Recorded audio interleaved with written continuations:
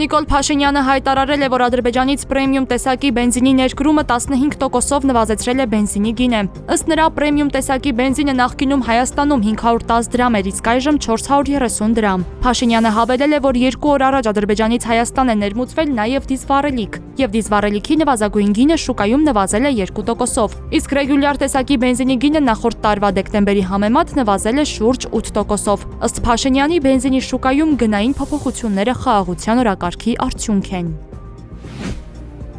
Հայաստանի եւ Ադրբեջանի պաշտպանության նախարարությունների միջև այս պահին առանձին շփումներ չկան, լրագրողների հետ հանդիպմանն ասել է պաշտպանության նախարար Սուրեն Պապիկյանը։ Նա հավելել է, երբ նոր բան լինի, կխոսեն այդ մասին։ Նախարարը նաև ներկայացրել է, որ զինված ուժերում 2025 թվականին ծառայության հետ կապված 6 մահ է արձանագրվել։ Ընդհանուր առմամբ 2025-ին մահացել կամ զոհվել է 30 զինծառայող, 24-ը ծառայության հետ չկապված հանգամանքներում։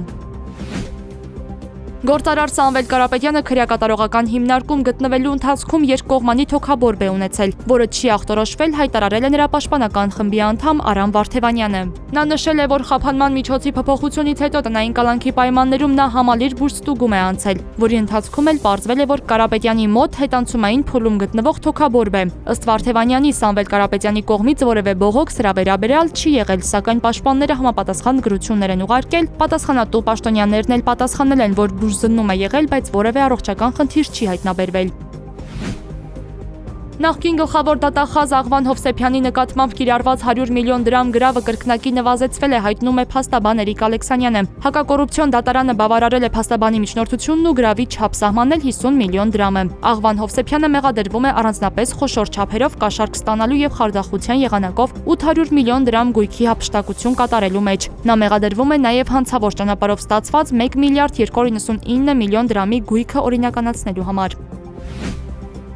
Իրանում բողոքի ցույցերի ժամանակ շուրջ 2000 մարդ է զոհվել, Reuters-ի հետ զրույցում հայտնել է իրանցի պաշտոնյաներից մեկը, հայտարարելով, թե ահաբեկիչներն են մեղավոր քաղաքացիական անձանց եւ անվտանգության աշխատակիցների մահվան համար։ Իրավապաշտպան խմբերը մինչդեռ պնդում են, որ Իրանի վարչակազմը սկսել է դիմահար կրակ բացել ցուցարարների ուղղությամբ։ Հաղորդակցության միջոցների անհասանելիության պատճառով այս պնդումները հստակեցնելու հնարավորություն չկա։